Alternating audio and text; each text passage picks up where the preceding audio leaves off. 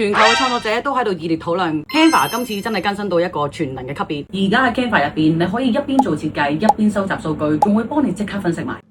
用 AI 做 IP Part 6，同你一次過講晒9大更新懶人包。更新1 Video 2.0，而家嘅 Canva 已經有多軌剪片，仲有 Magic Video 嘅功能，只要輸入風格語氣 ，AI 就會自動幫你生成影片。更新2一鍵設計 EDM， 唔需要轉換平台嘅情況下，你仲可以透過 Canva 設計郵件畫面、預覽手機版以及繪出 HTML、品牌電郵、促銷通知，即做即發。更新3互動式表單系統，你可以喺網站裏邊直接插入互動式表單，用戶一填完資料，數據就會直接同步匯入到 Canva Sheets，AI 仲會即時將你嘅數據生成為報表。呢個組合真係超級神級。更新4為設計界而設嘅 AI 模型。Design Model 呢個 AI 模型可以幫你生成完整嘅設計稿、配色、排版，完全可以跟足你嘅品牌指引。未來仲可以喺 ChatGPT、Google Gemini 等等嘅 AI agent 裏邊用得到。更新5 AI Everywhere 功能當中嘅風格匹配功能可以幫你生成風格一致嘅素材，確保所有嘅元素同整體版面協調一致。更新6 Ask Canva 功能，設計嘅時候想問下專家意見，喺畫面上邊 at Canva， 例如問下佢呢個字型好唔好 ，AI 就會即刻俾意見你，甚至乎幫你直接改埋。更新7 Canva Grow。行銷一站式平台，由設計素材、